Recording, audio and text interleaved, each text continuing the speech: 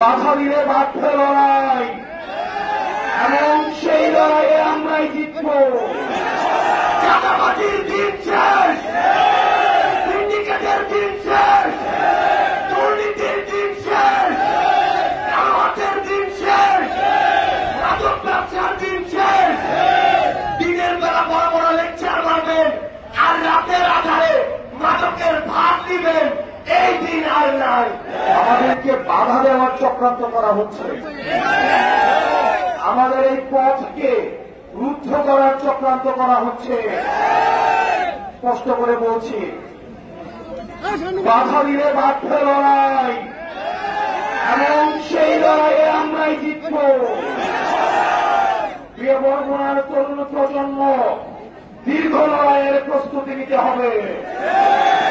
চাঁদাবাজরা ষড়যন্ত্র শুরু করেছে, তাদের বিরুদ্ধে দীর্ঘ লড়াইয়ের আমাদের প্রস্তুতি নিতে হবে এবং আমাদের লড়াই শেষ হবে সংসদে গিয়ে।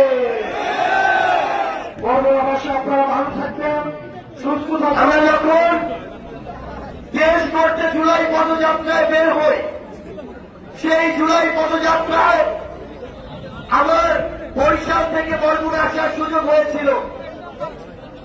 এই যে রাস্তা, আমরা এপাশে যে রাস্তা দিয়ে বরিশাল থেকে বরগুনা এসেছি, এই রাস্তা দেখে মনে হয়েছে এই রাস্তায় 100টার বেশি মরণ ফাঁদ আছে।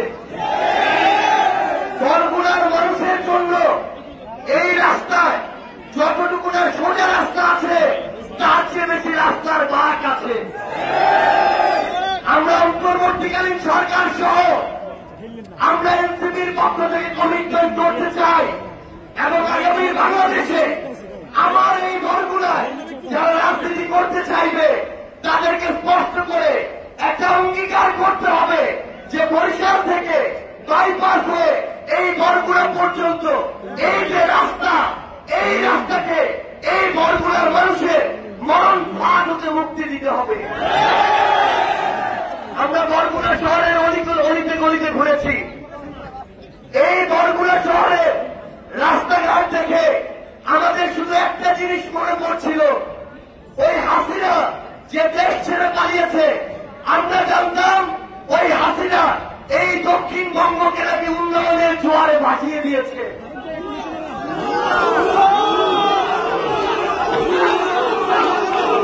কিন্তু আমরা এই বরগুনা এসে দেখি আজকে আমার বরগুনার রাস্তাঘাট গর্ত আর পানি দিয়ে ভেসে যাচ্ছে। আমরা এই বরগুনা জেলার যখন হাসপাতাল সম্পর্কে খোঁজ খবর নেই, তখন জানতে পারি যে এই বছর বাংলাদেশের জেলা হিসেবে শুধুমাত্র ডেঙ্গুতে সবচেয়ে বেশি মারা গিয়েছে এই বরগুনা। এবং এই যে হাসপাতালগুলো, এই হাসপাতালগুলো এক একটা লুটপাটের কেন্দ্র হয়েছে। এই হাসপাতালের কর্মচারীরা এক একজন বড় বড় নবাব হয়েছে। এই হাসপাতালে ডাক্তার থাকে না। আমাদের যারা সহযোদ্ধারা আমাদের বলেছে অভ্যুত্থানের সময় এই সদর থানার ওসি সামনে থেকে আমাদের সহযোদ্ধাদের লাঠিচার্জ করেছে।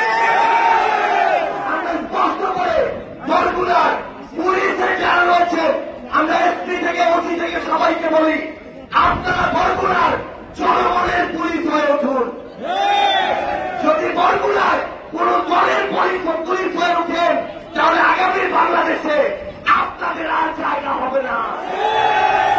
24-এ পার পেয়ে গিয়েছেন, পরের বার জান দিয়েও পালাতে পারবেন না।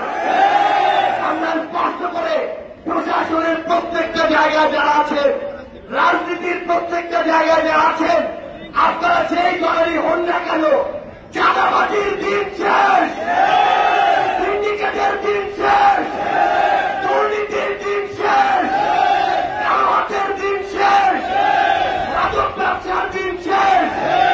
দিনের বেলা বড় বড় লেকচার মারবেন আর রাতের আধারে মাদকের ভাগ দিবেন, এই দিন আর নাই। আমার প্রিয় বরগুনাবাসী, আমার পরিবারের বরগুনা, আপনাদের কাছে আমার আহ্বান,